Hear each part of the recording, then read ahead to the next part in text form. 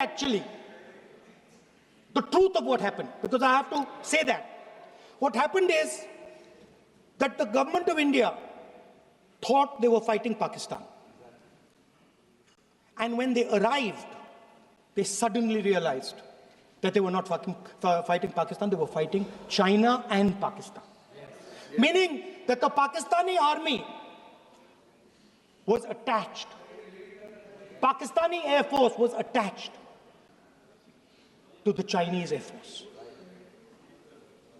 And not only that, the doctrine of the Pakistani Air Force was completely changed.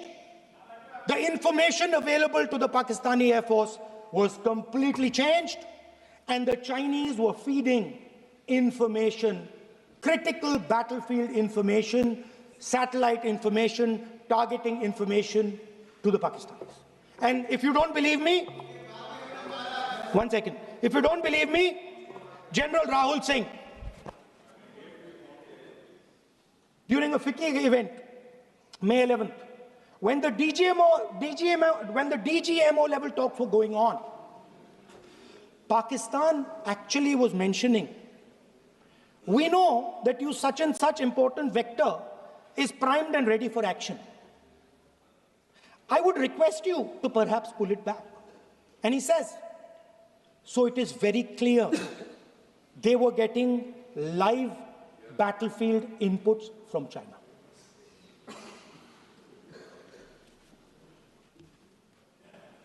If you had listened to me here, you would not have lost those 5 planes. If you had listened to me and you had said that yes, the Chinese and the Pakistanis are fused,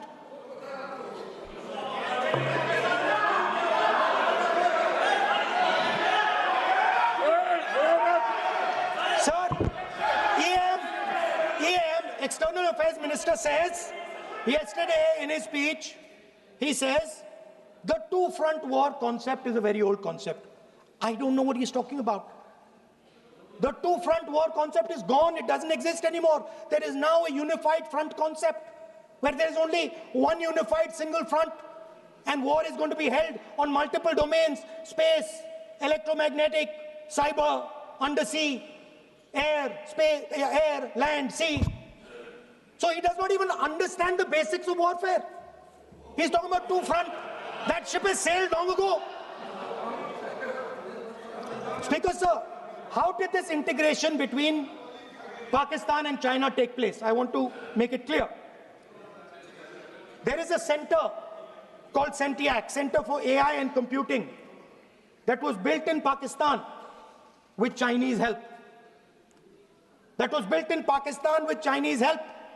And the aim of the center is to integrate the Pakistani Air Force with the Chinese Air Force and make and transform the Pakistani Air Force into a network-centric Air Force. Speaker, sir, as I speak, and since 2021, Pakistani officers, strategic officers, have been embedded in the PLA's Western and Northern Theatre Commands. They are sitting there, coordinating.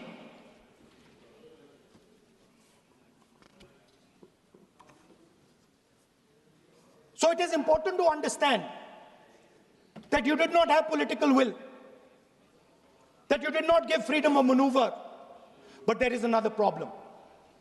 And the problem is that we are now facing not just China, not just Pakistan, but China and Pakistan fused as one militarily.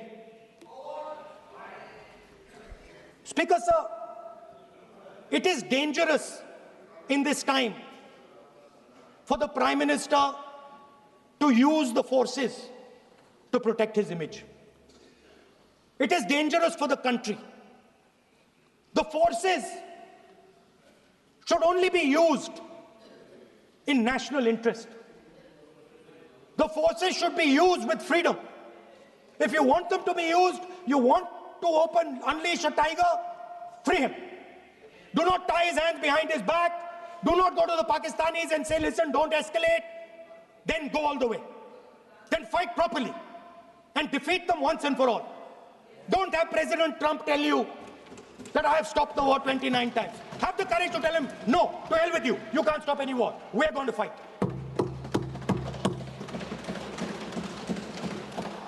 Speaker, sir, there is also I don't mean to keep mentioning External Affairs Minister, but it comes up because he's central to this discussion. I want to finish by telling you about something he said that shows the complete bankruptcy of the foreign policy of this government. Please remember that not a single neighboring country, not a single country condemned Pakistan. Not one. They condemned terrorism, they didn't condemn Pakistan. This is something that he didn't say. Now listen to what he has to say. And this shows you the mindset of these people. This explains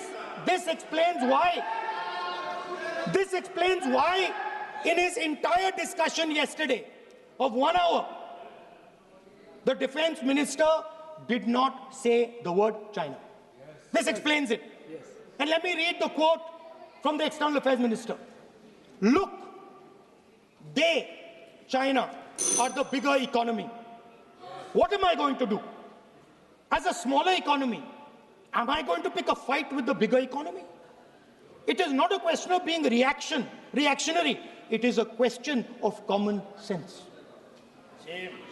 Meaning he is scared. And this is the point. The point is that we are now facing in front of us Chinese and Pakistani fusion. And it is a very dangerous time. As you can see, it is a very dangerous time. And we cannot afford a Prime Minister who does not have the courage to use the army the way it has to be used. We cannot afford a Prime Minister who does not have the guts to say from here that Donald Trump is a liar. He didn't stop India from fighting. Okay. He's lying about the planes. Okay. We need a Prime Minister who completely frees the army, frees the Air Force, frees the Navy and says, go, khatam karo kaam ko, like Indira Gandhi did. Thank you, Speaker, sir. I'd like to end by saying this entire discussion is about the people who died in Pahalgam.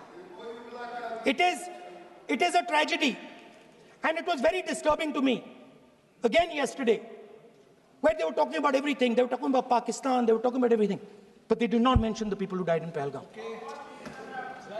So let me finish. Finishing. Otherwise, you are not allowing, sir, LOP. Only this time, only allowing. Other time, mic is not allowed. Sir, do not allow